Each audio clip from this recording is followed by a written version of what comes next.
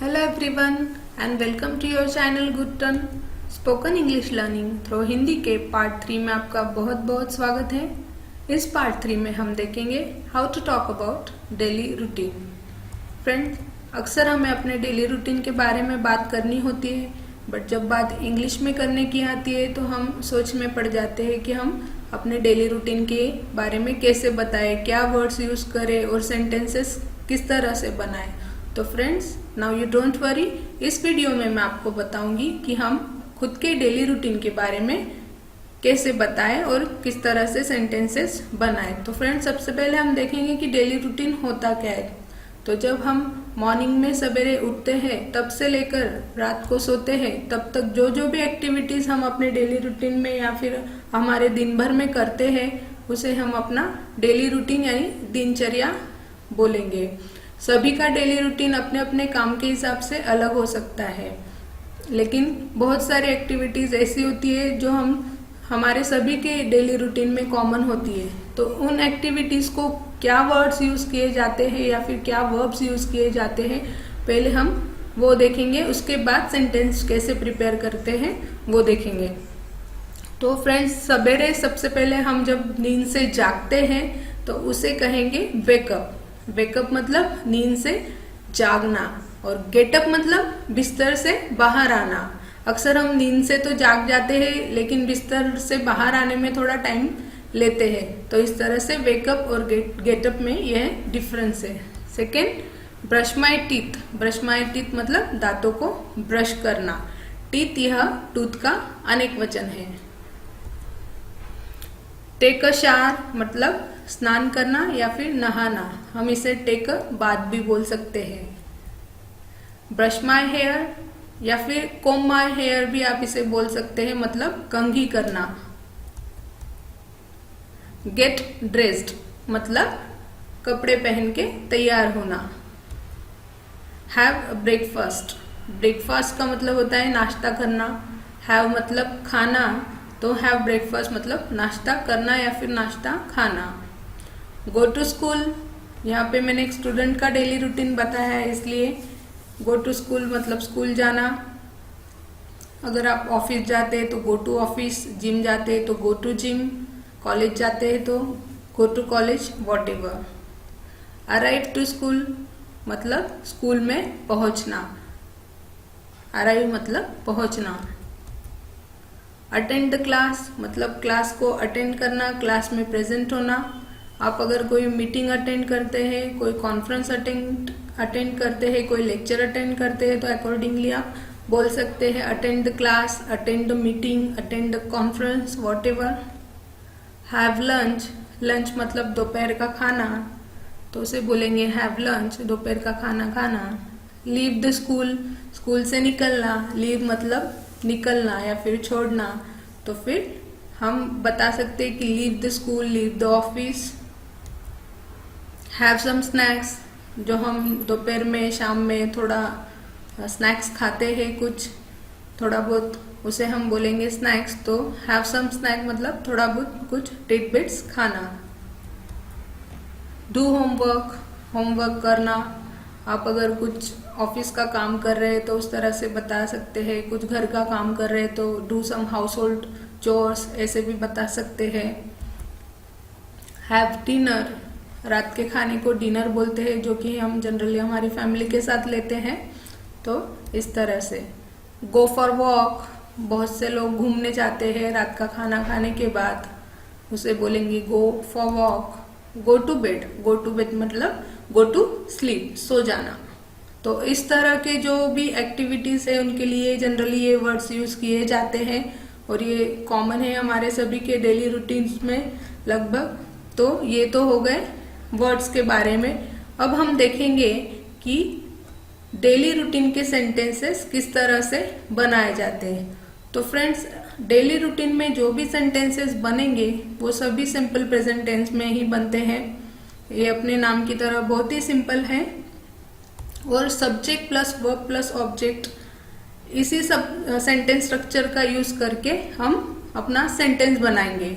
Subject plus verb plus object. For example हम देखते हैं, मैं हर रोज जिम जाती हूँ।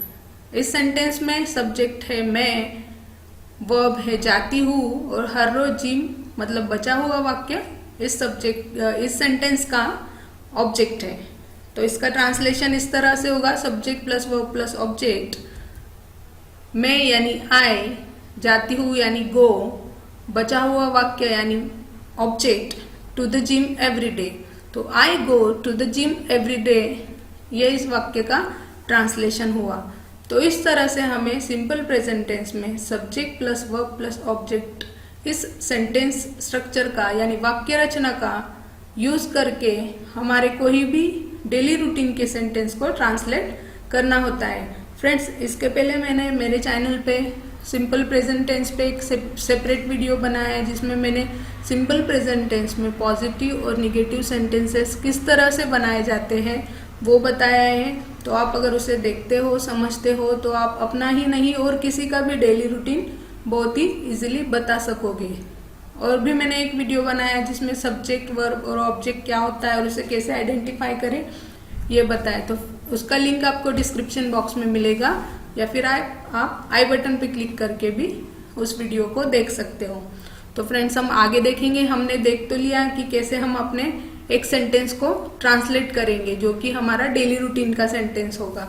तो आगे मैं आपको सेंटेंसेस बताती हूँ कि कैसे डेली रूटीन के सेंटेंसेस जनरली होते हैं और हमें अपना डेली रूटीन का सेंटेंस किस तरह से बनाना है और किस तरह से हमारे डेली रूटीन के बारे में बात करनी है। तो चलिए देखते हैं आगे। तो फर्स्ट सेंटेंस में लूंगी friends, I wake up at 6 AM every day, मतलब मैं हर रोज सुबह 6 बजे उठती हूँ। हर रोज इसलिए लिखा है कि बहुत से लोग वीकडेज में अलग टाइमिंग पर उठते हैं, वीकेंड्स पे अलग टाइमिंग पे उठते हैं। वीकडेज मतलब मंडे टू फ्राइडे और वीकेंड्स मतलब सैटरडे और संडे, जिस दिन हमें छुट्टी होती है तो हम थोड़ा लेट उठते हैं। तो ये हो गया हमारा वेकअप का sentence. Second, I brush my teeth, मैं अपने दांतों को ब्रश करती हूँ। टीथ ये टूथ का अनेक वचन है, टूथ मतलब एक दांत और टीथ मतलब अनेक दांत। Then I workout for an hour, फिर मैं 1 घंटे के लिए कसरत करती हूँ। वर्कआउट का मतलब होता है एक्सरसाइज करना, कसरत करना। I take a shower and get ready, फिर मैं स्नान करती हूँ और तैयार होती हूँ, या फिर मैं नहाती हूँ फिर तैयार होती हूँ। टू टेक अ शावर मतलब नहाना और टू गेट रेडी मतलब तैयार होना। टू टेक अ शावर की जगह हम टू टेक अ बाथ भी बोल सकते हैं। Next, after that I have breakfast and read the newspaper, उसके बाद मैं अपना ब्रेकफास्ट लेती हूँ, ब्रेकफास्ट खाती हूँ और न्यूज़पेपर रीड करती हूँ। I leave at 9 AM for office, सुबह 9 बजे मैं ऑफिस के लिए निकल जाती हूँ। तो फ्रेंड्स, लीव मतलब निकलना या फिर छोड़ना। आई यूजुअली गो बाय बस, आमतौर पर मैं बस से ही जाती हूँ। Then I arrive to the office around at 10 AM, फिर मैं लगभग 10 बजे के करीब ऑफिस पहुंच जाती हूँ। आप अगर कॉलेज जाते हो तो आप बोल सकते हो I arrive to the college around at 10 AM और वॉट एवर टाइमिंग पे आप पहुंचते हो। नेक्स्ट हम देखेंगे, after that I check my emails and answer to the important phone calls, उसके बाद मैं अपने ईमेल्स चेक करती हूँ और जो भी ज़रूरी फ़ोन कॉल्स होते हैं उन्हें रिप्लाई देती हूँ, आंसर करती हूँ। Answer to the phone calls का मतलब फ़ोन पे बात करना या रिप्लाई करना। Then I schedule the meetings for whole day, फिर मैं अपने पूरे दिन में किस किस के साथ मुझे मीटिंग करनी है उसकी एक अनुसूची बनाती हूँ और उसे स्केड्यूल करती हूँ। Then I usually have meetings in the afternoon, मतलब आमतौर पर मेरी सभी मीटिंग्स दोपहर को होती है। आफ्टरनून का मतलब होता है फ्रेंड्स 12 बजे बाद का जो टाइम होता है उसे आफ्टरनून में बोला जाता है। इंग्लिश में 12 बजे के पहले का जो टाइम होता है उसे मॉर्निंग बोला जाता है और एग्जैक्ट 12 बजे का जो टाइम होता है उसे नून बोला जाता है। आगे, I take my lunch at around 1 PM।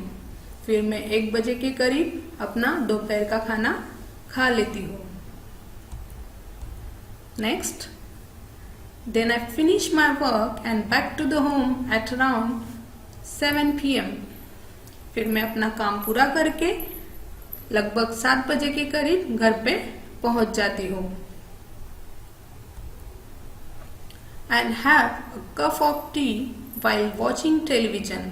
फिर मैं चाय पीते हुए टीवी भी देखती हूँ।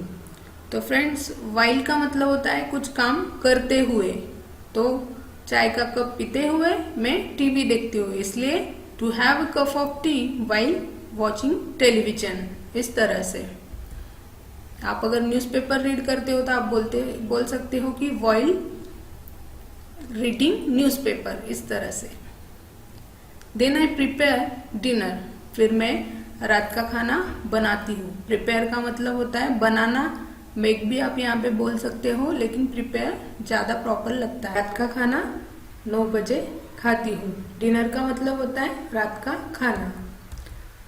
After that I finish with some household chores.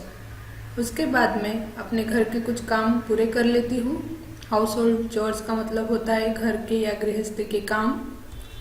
Next, I get the things ready for the next day for hassle free morning.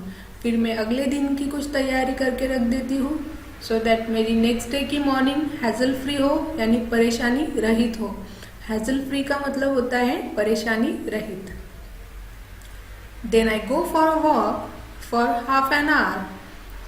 फिर मैं आधे घंटे के लिए वॉक पे जाती हूँ। बहुत से लोग रात का खाना खाने के बाद थोड़ी देर घूमने के लिए निकलते हैं, इस तरह से। Finally at around 11 PM I go to the bed. फिर रात को 11 बजे मैं सो जाती हूँ। गो टू द बेड का मीनिंग होता है गो टू स्लीप, मतलब सो जाना। तो फ्रेंड्स, ये था वीडियो जिसमें मैंने बताया है कि डेली रूटीन में क्या क्या वर्ड्स यूज किए जाते हैं डेली रूटीन बताने के लिए, किस तरह के सेंटेंसेस बनाए जाते हैं, कौन से टेंस में बनाए जाते हैं, कौन सा सेंटेंस स्ट्रक्चर यूज किया जाता है।